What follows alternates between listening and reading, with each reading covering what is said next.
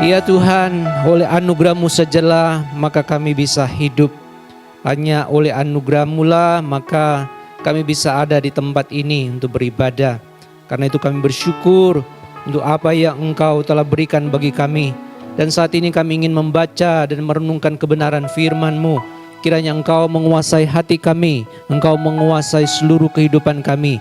Sehingga pada waktu kami membaca, pada waktu kami merenungkan kebenaran firman Tuhan, Roh Allah bekerja, mengubahkan konsep pikir kami, mengubahkan hati kami, mentransformasi hidup kami. Terima kasih Tuhan, kami serahkan waktu ini hanya ke dalam tangan-Mu. Di dalam nama Tuhan Yesus Kristus, kami sudah berdoa dan bersyukur. Haleluya. Semua yang percaya katakan, amin. Silakan duduk. When money becomes your master. Ini adalah tema yang sangat-sangat menarik untuk kita semua mengulasnya. Mari kita akan mengulas tema ini dari satu bagian firman Tuhan di dalam Amsal 30 ayat 7 sampai dengan ayat yang ke-9. Amsal pasal 30 ayat 7 sampai dengan ayat yang ke-9. Bagaimana kita mewaspadai uang. Apalagi ketika uang mulai menguasai hati, mulai menguasai kehidupan kita. Mari kita baca 3 ayat ini bersama-sama. Ayat 7, ayat 8, ayat 9. Amsal pasal 30. Mari kita baca bersama-sama. 1, 2, 3. 2 hal aku mohon kepadamu. Jangan itu kau tolak sebelum aku mati, yakni jauhkanlah daripadaku kecurangan dan kebohongan. Jangan berikan kepadaku kemiskinan atau kekayaan. Biarkan aku menikmati makanan yang menjadi bagianku.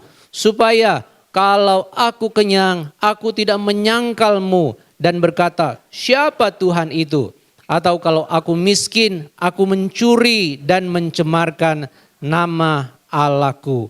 Berbahagialah setiap kita yang membaca dan merenungkan kebenaran firman Tuhan di dalam kehidupannya setiap hari. Teman-teman Gospel People, kita berada di sebuah zaman yang luar biasa. Kita berada dalam sebuah keadaan yang sangat luar biasa. Di masa di wilayah urban seperti Semarang, kita dipenuhi dengan FOMO style gitu ya. Kita takut ketinggalan dan di masa seperti itu, di keadaan seperti itu kita melihat bahwa ukuran kesuksesan itu selalu diukur oleh status, diukur oleh materi. Dan ketika kita merasa bahwa status dan materi finansial yang kita tidak punya, maka akan memunculkan kecemasan. Kita akan merasa takut, kita tertinggal dan kemudian kita tidak pernah puas dengan apa yang kita punya hari ini. Nah, padahal saudara kalau kita membaca Amsal, beberapa bagian di dalam Amsal itu memperingatkan saya dan saudara, memperingatkan manusia bahwa kita tidak boleh menjadikan kekayaan, kita tidak boleh menjadikan materi itu sebagai fondasi identitas kita. Walaupun materi, walaupun kekayaan itu penting buat kita, tetapi itu bukanlah fondasi untuk mengukur identitas kita. Setuju? Ya, bahwa materi kekayaan itu bukanlah fondasi, ya, bukanlah fondasi untuk melihat siapa saya, untuk melihat siapa yang ada di hadapan saya. Tidak sama sekali. Tidak sama sekali. Nah, kita harus melihat bahwa kekayaan dan materi itu memang penting. Uang itu penting nggak? Penting nggak? Oh, penting sekali, ya. Anda datang ke sini pakai apa? Pakai kendaraan? Jalan kaki? Ya, jalan kaki. Oh, makanya semua kurus-kurus gitu ya. Ya, kita menggunakan kendaraan dan kalau kita menggunakan kendaraan pasti kita membeli Pertalite premium, membeli bensin saudara. Dan semua itu udah ongkosnya, ada harga yang harus dibayar. Uang itu penting. Tetapi kalau kita menganalogikan kapal dan air laut penting gak bagi kapal? Penting sekali saudara, sangat-sangat penting. Tetapi air laut itu penting ketika air laut itu di luar kapal. Dia berguna untuk membawa kapal untuk berlayar dari satu tempat ke tempat yang lain. Dia bisa membawa kapal itu berlabuh dari satu pelabuhan ke pelabuhan yang lain. Tetapi saudara yang dikasihi oleh Tuhan, ketika air laut itu mulai merembes, ketika air laut itu mulai memasuki, mengisi bagian-bagian di dalam kapal, maka hanya menunggu waktu saja, maka kapal itu akan tenggelam. Kekayaan materi, status itu penting saudara, sangat penting. Tetapi itu bukanlah fondasi identitas kita. Nah saudara yang dikasihi oleh Tuhan, tapi kadang-kadang status itu membentuk kita, betul gak sih? Ya, saya itu di backlist sama Departemen Ibadat tidak boleh memimpin menjadi worship leader saudara. Ya, saya nggak tahu itu aturan dari mana saudara, tapi saya di backlist saudara, nggak boleh gitu ya. Saya nggak tahu itu aturan dari mana saudara, maka kemudian saya nggak bisa memimpin worship leader. Ya, nggak bisa jadi worship leader saya. Tapi karena satu dan lain hal ketika saya mengumumkan emeritasi saya 3 tahun lagi, maka saya shortcut gitu ya kepada Departemen Ibadah, kepada Yudi. Nah Yud, aku boleh nggak jadi worship leader tandem gitu ya, tandem dengan worship leader yang sudah tentukan. Boleh gitu ya. Kemudian saya masukin Coach Jackson di apa ya, di biasanya ada grup apa sih namanya, grup khusus untuk yang melayani minggu itu, masukin saya. Nah kemudian diberitahu, oh ini worship leadernya. Saya dimasukin, kemudian langsung dikasih tahu sama saya. Udah kalau gitu Coach Jackson yang pimpin aja semuanya. Nah, wah ini umpa-umpaan namanya. Ya, aku mikir aku tandem, aku hanya sekali-sekali muncul gitu ya, sekali-sekali mimpin, terus ada yang mimpin yang lain kayak tadi gitu ya, mimpin 2 gitu. Ini langsung bilang, udah kalau gitu Coach Jackson aja. Enggak tahu itu apa, marah, jengkel, atau kemudian apa namanya ya, atau memang sengaja, udahlah kalau gitu Coach Jackson semua gitu ya, aku santai aja di belakang gitu. Nah tapi kan saya juga nggak bodoh-bodoh amat kan gitu ya, saya bilang oke saya mimpin tapi kamu yang nyanyi yang banyak gitu ya, saya hanya ngomong aja gitu ya, saya mimpin. Nah saudara, kadang-kadang status saudara itu mengubah banyak hal, ya mengubah banyak hal. Dulu saya memulai pelanan dari menjadi worship leader gitu ya, menjadi singer gitu ya. Tapi kemudian ketika saya lupa kenapa tiba-tiba saya itu tidak boleh lagi memimpin jadi worship leader. Saya nggak tahu. Tapi kemungkinan besar ketika saya sudah menjadi gembala jemaat. Mereka bilang, wah gembala jemaat masa mimpin jadi worship leader begitu. Mungkin saudara, mungkin saudara. Saya juga lupa saudara. Tapi setelah itu saya di backlist benar-benar. Ya, status itu mengubah semua saudara. Status mengubah. Dan kemudian ketika saya memimpin tadi pagi, itu saya doanya kenceng banget saudara. Itu kenceng banget saya doa gitu. Sudah mungkin belasan tahun saya nggak jadi worship leader gitu. Mimpin itu. Wah istri saya bilang, mukamu tahu nggak tadi waktu kamu mimpin. Mukamu merah kayak kepiting gitu. Ya. Saya bilang, saya dredeg kok. Saya dredeg, bener-bener dredeg. Wah dia bilang, iya mukamu merah gitu ya. Wah saya itu waktu jadi worship leader sudah nggak lihat muka sudah, hanya melihat hadirat Allah dari belakang gitu saja. Saya nggak berani lihat muka orang saudara, hanya melihat hadirat Allah di belakang saudara. Wah, kadang-kadang status itu mengubah orang saudara ya. Hanya karena jadi gembala jemaat nggak boleh jadi worship leader. Itu aturan dari mana coba Steven? Hah? Tolong kasih tahu ya sama Departemen Ibadah ya. Tapi status kadang-kadang membuat kita membentuk identitas kita. Tapi tidak demikian saudara. Sesungguhnya identitas kita tidak ditentukan oleh status kita. Identitas kita tidak ditentukan oleh materi kita. Identitas kita tidak ditentukan oleh finansial yang kita punya, saudara. Tidak. Tetapi inilah yang selalu dikejar oleh manusia. Tapi bagian hari ini, Pak Agur namanya ya, pengamsal namanya. Pak Agur. Dia mengingatkan sesuatu yang penting. Tentang hati kita terhadap uang. Hidup kita terhadap uang.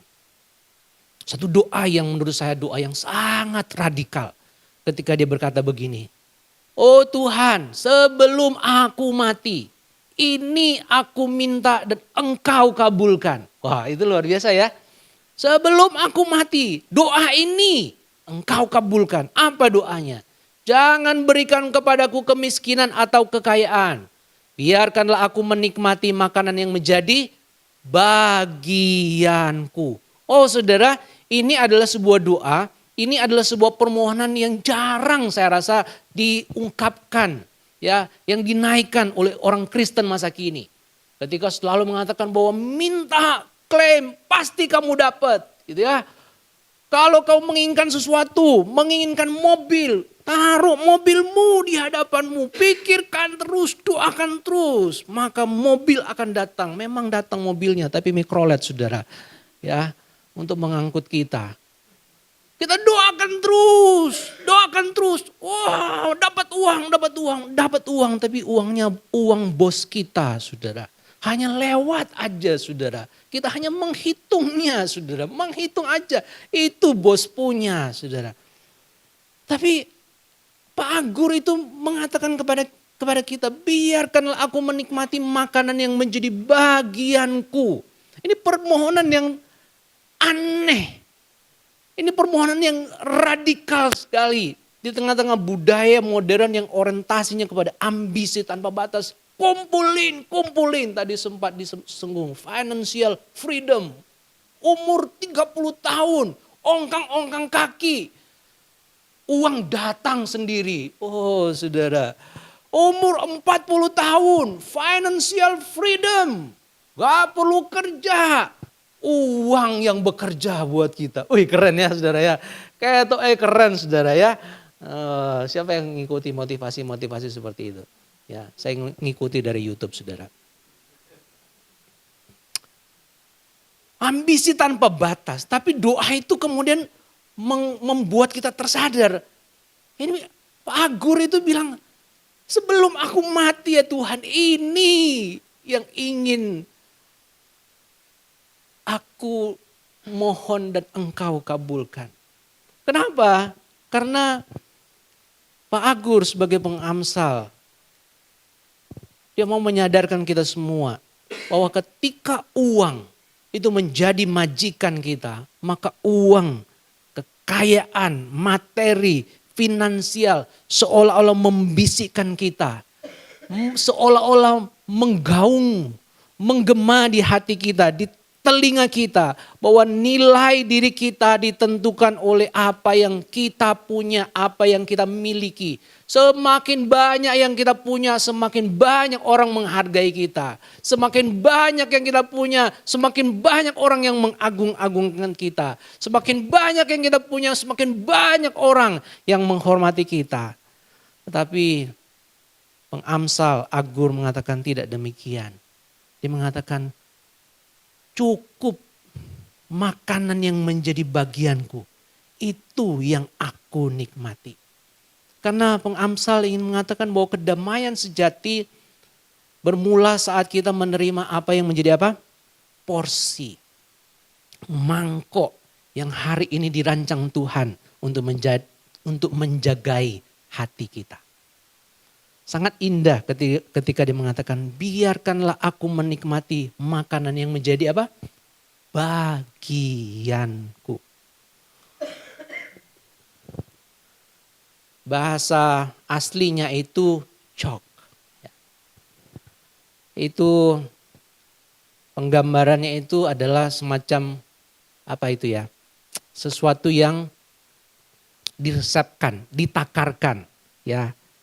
Prescribed portion, jatah yang ditetapkan, jatah yang diresepkan. Jadi bukan hanya sekedar makanan yang ada di porsi, di piring kita, bukan saudara. Tapi bicara tentang apa yang dialokasikan oleh atasan sesuai dengan batas aman. Ya, beberapa hari yang lalu saya itu ke Bali dan kemudian harapannya itu jalan-jalan menikmati Bali, saudara. Saya menikmati rumah sakit, saudara. 2 malam 3 hari saya menikmati hotel dengan perawatan intensif, saudara, dengan diinfus. Dan saya diare terus. Saya ketika diare saya lapor kepada suster, "Sus, aku masih diare." Kemudian dia bilang, dokter bilang jangan minum Lodia lagi, jangan minum Imodium lagi. Saya tanya, kenapa ini aku masih diare? Dia bilang begini, Pak kalau Bapak minum Imodium, Bapak minum Lodia terus, itu sebenarnya membuat perut Bapak itu yang bakterinya banyak itu nggak keluar semua. Dan kemudian mampet, itu bakterinya tetap di dalam. Dan kemudian Bapak nggak bisa buang air besar. Oh gitu, sesuai dengan porsinya Pak, sesuai yang sudah diresepkan sama dokter aja.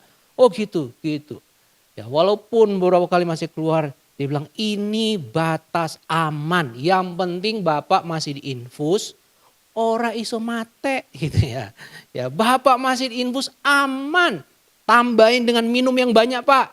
Setiap kali keluar minum yang banyak, keluar minum lagi. Itu batas aman. Saya pikir ini yang seharusnya ada dalam kehidupan kita. Bagaimana kita menjaga batas aman, portion yang Tuhan berikan kepada kita. Kenapa? Batas aman itu akan menjaga spiritual kita.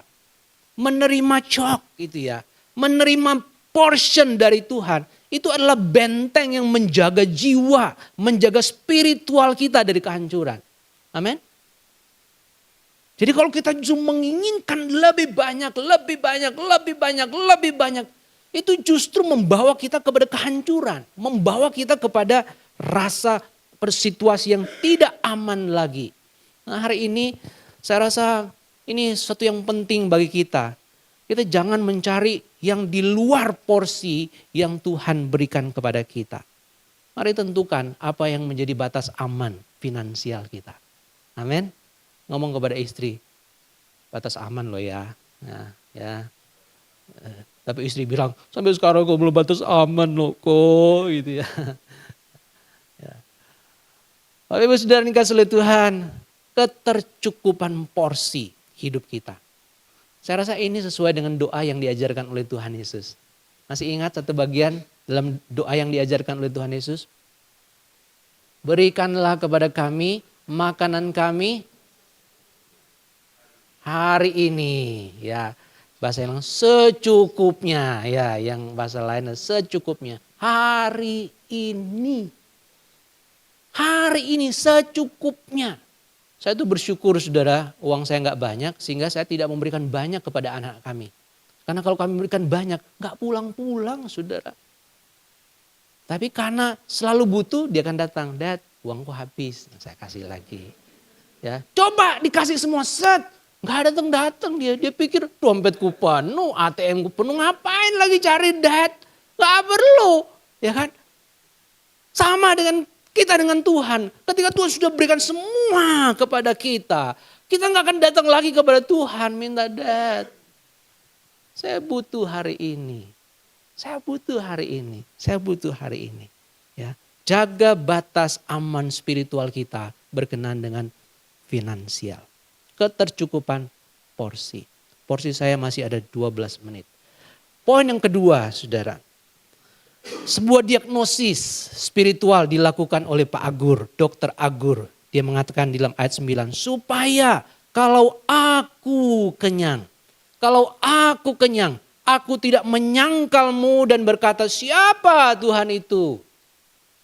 Saudara, Agur sebagai pengamsal, dia menolak kekayaan berlebih karena dia memahami bahwa spiritual, bahaya spiritual di balik kelimpahan tanpa batas.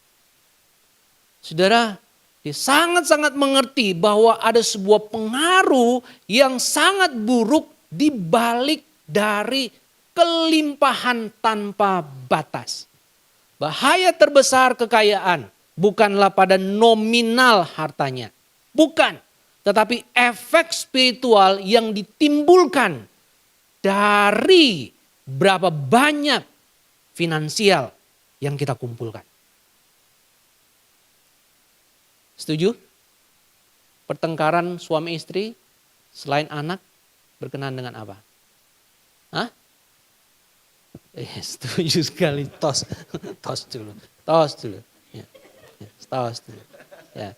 Hamba Tuhan juga begitu. Hamba Tuhan juga begitu. Ya. Nah, kalau dia belum mengerti. Ya. Kalau Stephen belum mengerti. Ya. Kasih paham. Kasih paham. Ya. Betul saudara, betul saudara. Ya, persoalan dalam keluarga selain berkenaan dengan anak, berkenaan dengan apa? Dengan finansial.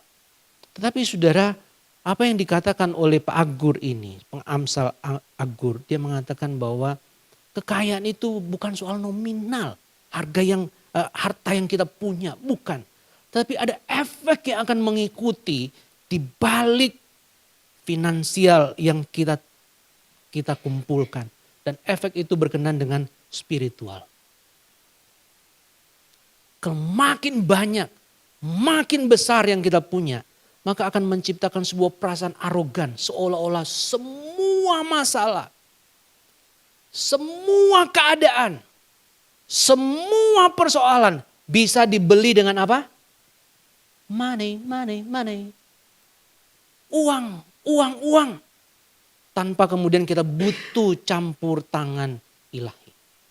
Tanpa kita memerlukan Tuhan, mengangkat tangan, berlutut di hadapan Tuhan. Dan mengatakan, Tuhan, aku butuh hari ini. Tuhan, aku butuh hari ini. Bapak Ibu Saudara yang kasih oleh Tuhan, kata yang dipakai berkenaan dengan kenyang itu sabah. Sabah.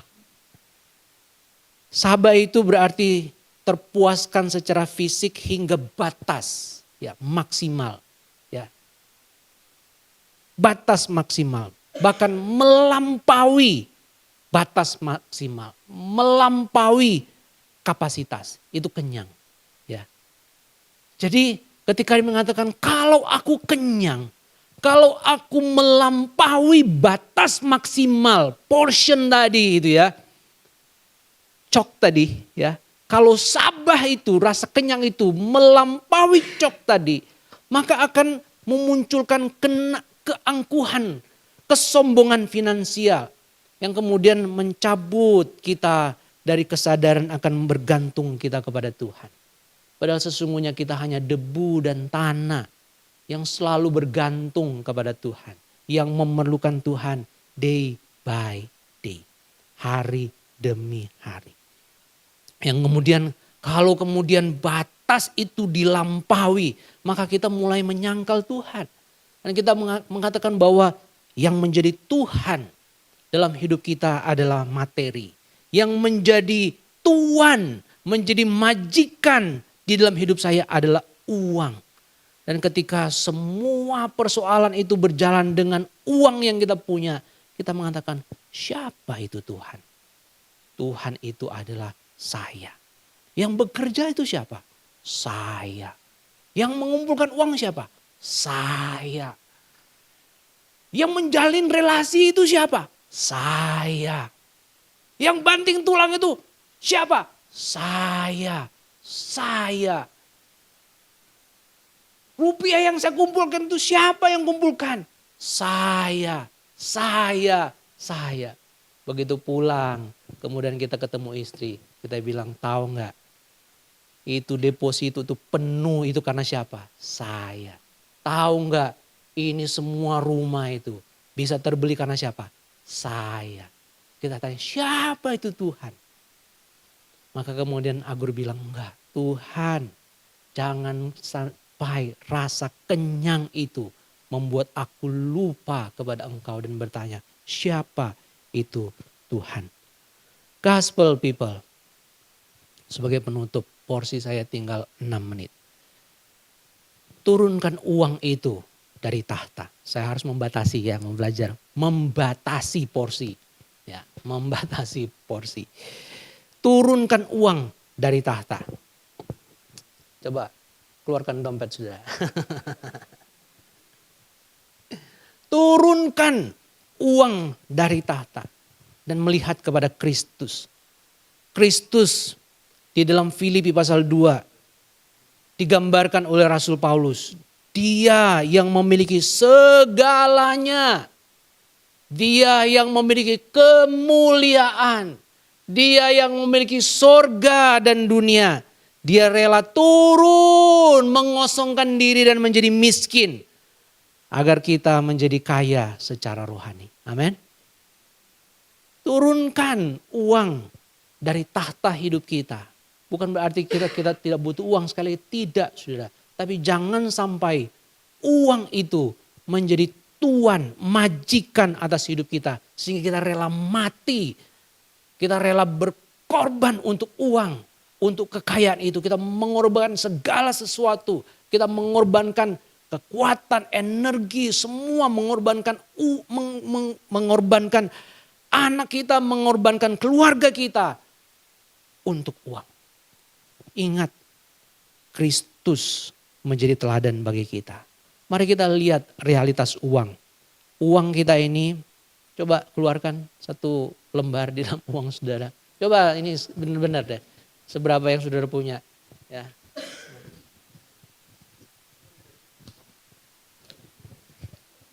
Masa cuman saya yang punya 100.000 saudara? Nggak punya. Wah, kere tenan kowe. Ya. Keluarkan ya saudara. Coba lihat saudara. Ini uang punya detak jantung nggak? Nggak ada detak jantung. Tapi kalau nggak ada uang kita berdetak jantung gitu. Betul nggak? Nggak ada detak jantung. Tapi uang itu mempengaruhi detak jantung kita. Enggak. Uang itu enggak ada aliran darah saudara. Tapi mempengaruhi aliran darah kita naik atau turun. Kenapa? Karena uang telah menjadi majikan kita. Karena uang telah menjadi majikan kita saudara. Dia telah memerintah, dia telah berkuasa atas hidup kita. Dia hanya benda mati tanpa detak jantung. Dia tidak dapat menangis bersama dengan Anda ketika kita kehilangan jiwa kita. Enggak. Ketika kita mengejar harta dan kita hancur karena harta itu, uang tidak akan menangisi kita. Aduh, mesake kowe ya. Wis kesel nyari aku. Wis ketemu mate. Enggak. Dia enggak menangisi kita. Dia enggak menangisi kita. Tapi kalau kita mencari Tuhan, mencari Yesus dalam hidup kita, dia menangisi kita. Dia menangisi kita. Bukan hanya menangisi kita, tapi dia rela mati buat kita. Amin. Jadi jadikan Tuhan sebagai tuan, majikan dalam hidup kita. Dan kemudian mengambil suatu komitmen dalam hati kita. Jadikan uang itu sebagai pelayan untuk memberkati sesama. Ya. Bukan supaya nanti persembahan jadi banyak saudara ya. Tapi mulai saat ini berpikir ya. Jangan sampai kita menahan-nahan apa yang seharusnya kita bisa berikan kepada Tuhan. Untuk bisa memberkati orang lain. Untuk memberkati sesama kita. Dan biarkan sekali lagi hanya Tuhan yang bertahta sebagai Tuhan atas hidup Anda. Menjadi Tuhan atas hidup keluarga Anda. Menjadi Tuhan atas seluruh perjalanan hidup saudara. Menjadi Tuhan atas pekerjaan saudara. Mari tunduk kepala, kita berdoa. Bapa kami yang bertahta di dalam kerajaan surga. Sungguh kami bersyukur untuk kebenaran firman Tuhan yang mengingatkan kepada kami. Supaya kami tahu batas aman, kondisi spiritual kami berkenaan dengan finansial, berkenaan dengan materi dan kekayaan. Jangan bawa kami kepada pencobaan yang membuat spiritual kami hancur ketika kami terus-menerus mengejar dan menjadikan harta kekayaan sebagai tuan dan majikan kami. Tapi bawalah kami semakin melekat, semakin terhubung kepada Yesus Kristus yang mau menangisi kami, bahkan memberikan hidupnya buat kami untuk merebut kami dari kematian dan mengantar kami kepada kehidupan yang kekal. Merebut kami dari maut dan membawa kami kepada kehidupan yang kekal. Kristus itulah yang harusnya menguasai tahta hati kami, menjadi tuan, menjadi majikan yang kami ikuti setiap hari dalam hidup kami. Terpuji namamu, dalam nama Tuhan Yesus kami berdoa. Haleluya. Amin.